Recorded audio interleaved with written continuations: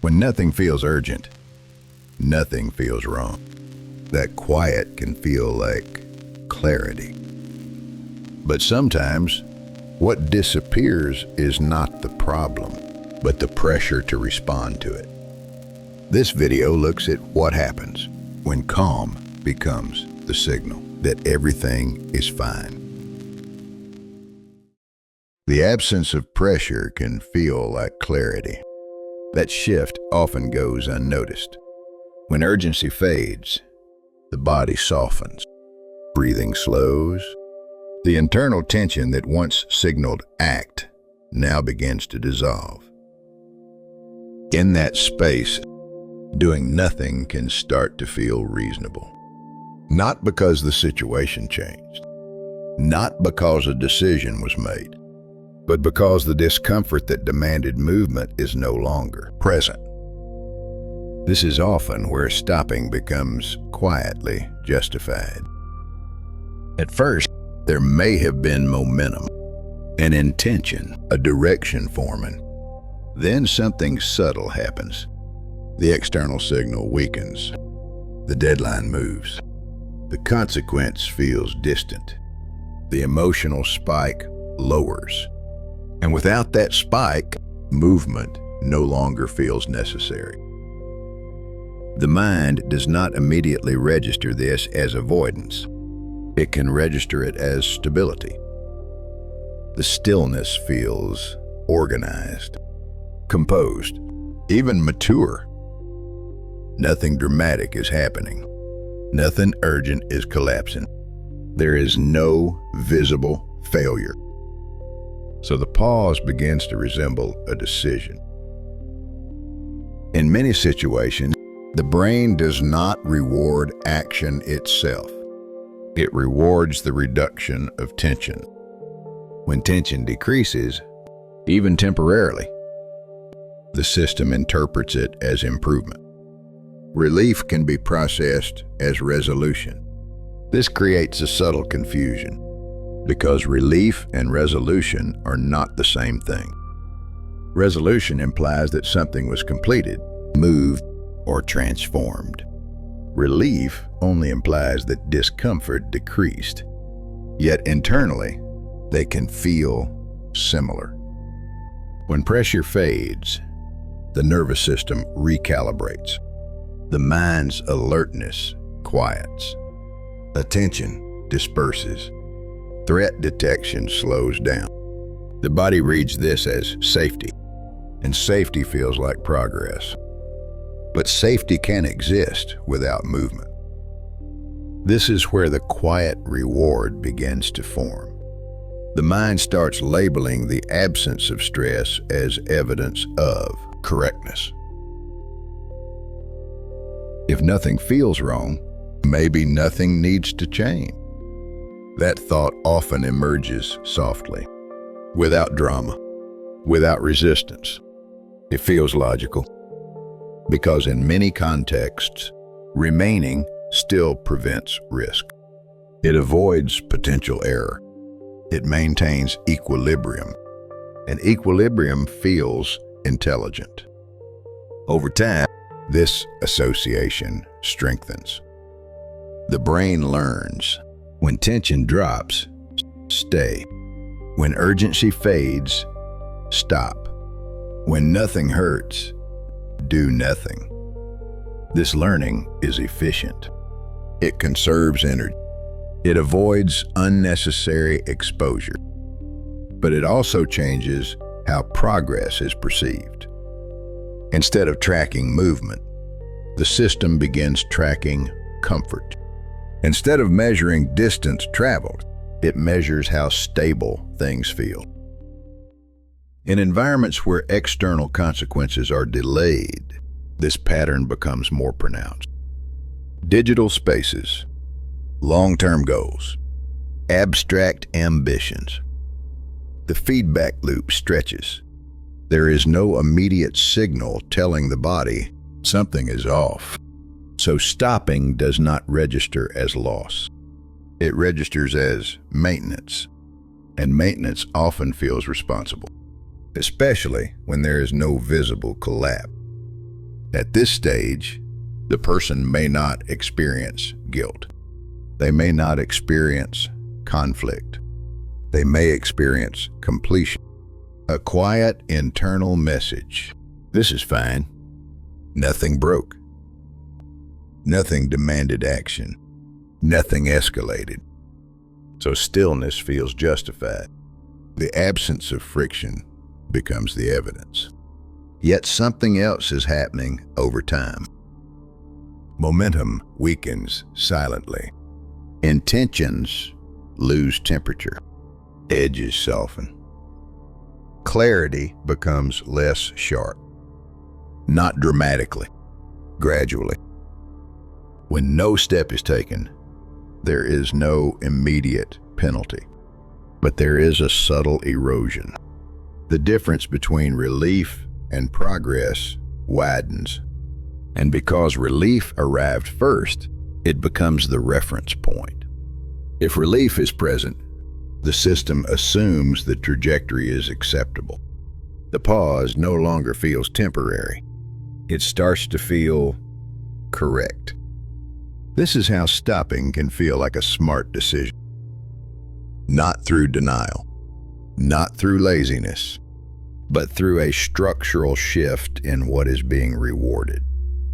The reward is not advancement. It is the quieting of pressure. And when pressure disappears, the brain interprets that disappearance as success. Over time, this quiet reward begins to alter perception. What once felt like delay starts to feel like discretion.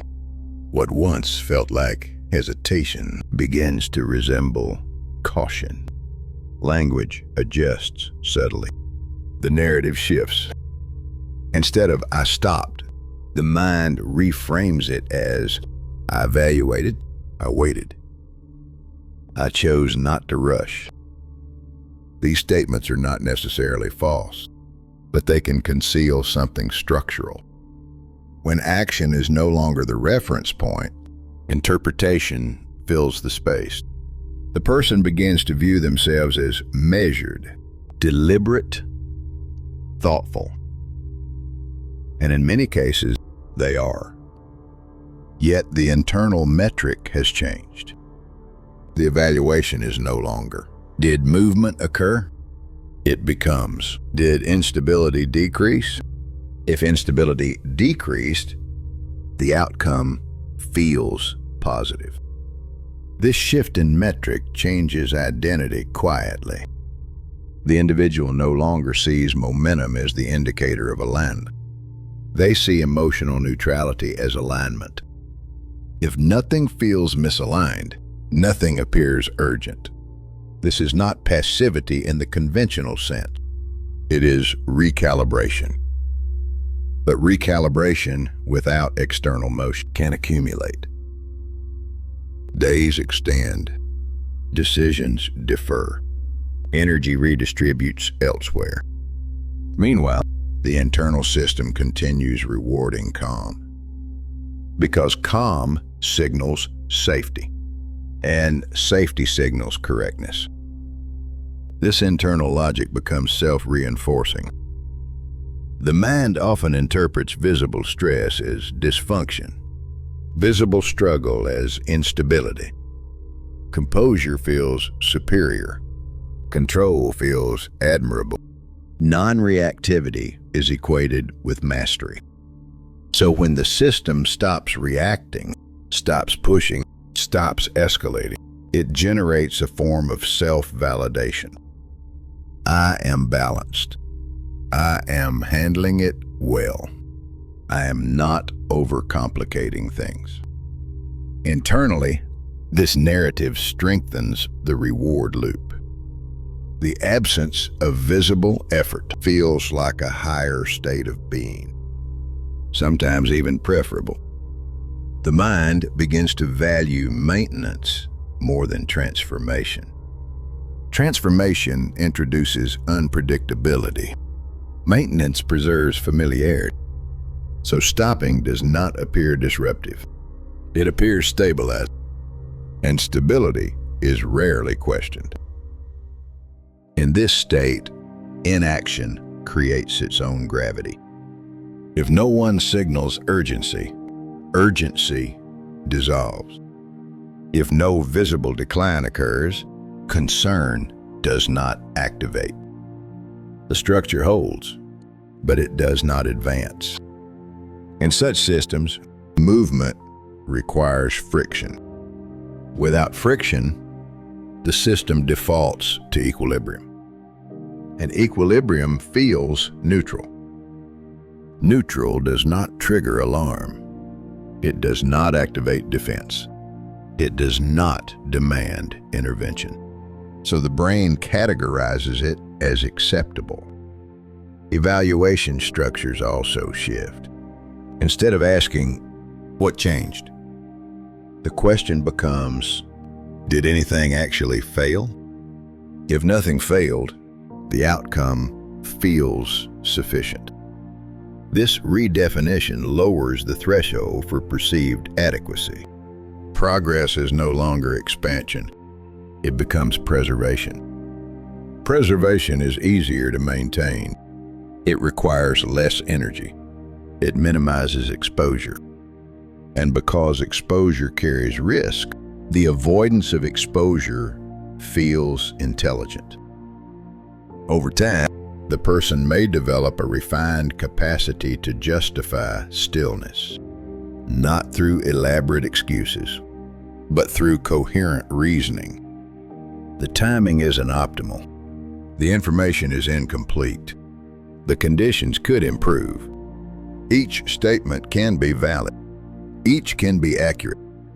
But collectively, they can extend non-movement indefinitely.